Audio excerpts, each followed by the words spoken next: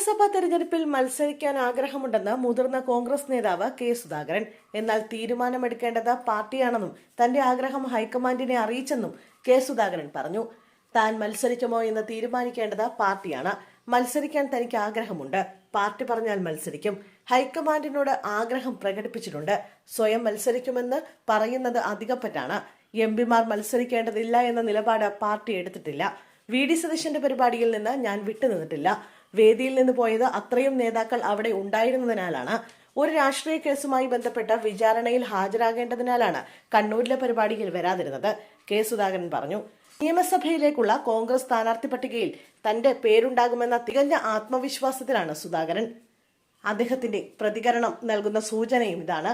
സ്ഥാനാർത്ഥി പട്ടികയിൽ പാർട്ടി അന്തിമ തീരുമാനമെടുത്തിട്ടില്ല. എന്നാൽ കണ്ണൂരിൽ മത്സരിക്കാൻ താനുണ്ടാകുമെന്ന് തന്നെയാണ് അദ്ദേഹം പ്രതീക്ഷിക്കുന്നത്.